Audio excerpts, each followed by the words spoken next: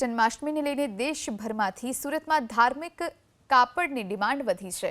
એક મહિનામાં વેપાર 5 ગણો વધી 100 કરોડને પાર થઈ ગયો છે। ભગવાનના વાઘા, તોરણ, આસન બનાવવા માટે વેલ્વેટ, એમ્બ્રોઇડરી અને જેકાર્ડ કાપડની ભારે ડિમાન્ડ છે। સુરત શહેરમાં અંદાજિત 80 થી 100 જેટલા ટેક્સટાઇલ વેપારીઓ ધાર્મિક કાર્યક્રમો અને ઉત્સવોમાં ઉપયોગમાં લેવામાં આવતા કાપડ બનાવે છે। ધાર્મિક કાપડના ઉત્પાદનમાં પણ સુરત દેશમાં અગ્રસ્થાને છે। કાપડ વેપારી હરેશ લાલવાણીનું કહેવું છે કે હવે તહેવારોની સિઝન શરૂ થઈ છે।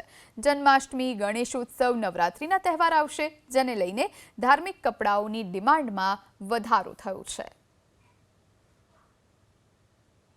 સુરતનો ટેક્સટાઇલ ઉદ્યોગ મંદીમાંથી પસાર થઈ રહ્યો છે, ત્યારે હવે તહેવારનો સહારો મળ્યો છે। આસામ, બંગાળમાં જે પ્રમાણે દુર્ગા પૂજા છે, ત્યારે ધાર્મિક કાપડોની માંગ વધી છે। આપણી સાથે વેપારી મોજૂદ છે।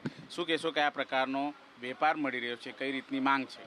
હમણાં જેમ જન્માષ્ટમીનો તહેવાર આવે એના પછી દુર્ગા પૂજા, એના પછી દિવાળીની સિઝન આવે છે, તો અત્યારે જે જન્માષ્ટમીની સિઝન સારામાં સારી ચાલે અને દુર્ગા પૂજાની જે ગ્રાહકી નીકળે છે, આસામ, બિહાર, કલકત્તા એ બાજુની ગ્રાહકી સારામાં સારી નીકળે। એના પછી ગણપતિની ત્યારે મહારાષ્ટ્ર અને ગુજરાતને એ બાજુની બધી જગ્યાની ગ્રાહકી સારામાં સારી નીકળેલી છે અને અમને ઉમ્મીદ છે દિવાળી પછી પણ ગ્રાહકી સારી ચાલશે।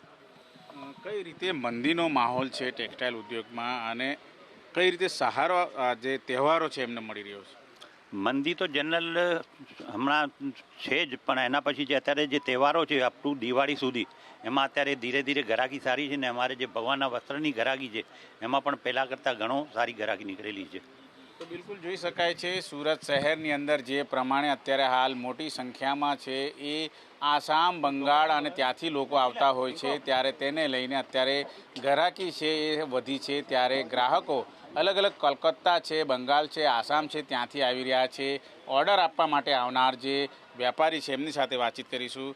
તમે જણાવો કયા પ્રકારે અત્યારે તમે ખરીદારી કરવા આવ્યા છો, કઈ કઈ પ્રોડક્ટ ખરીદારી કરી રહ્યા છો, કઈ રીતનો ઓર્ડર આપ્યો છે?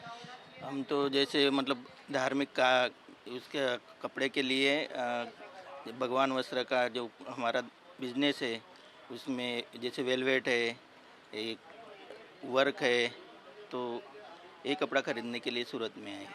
किस प्रकार की मांग है, खास करके कलकत्ता, आसाम में कितनी मांग है इस कपड़े की? इसकी मांगे तो बहुत है। अभी फ़िलहाल ये नवरात्रि के हिसाब से अभी डिमांड बहुत है।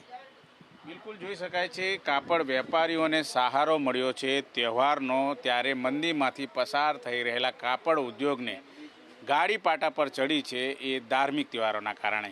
કેમેરામેન રાકેશ પાનવાલા સાથે ધનરાજ બાગલે, એબીપી અસ્મિતા, સુરત।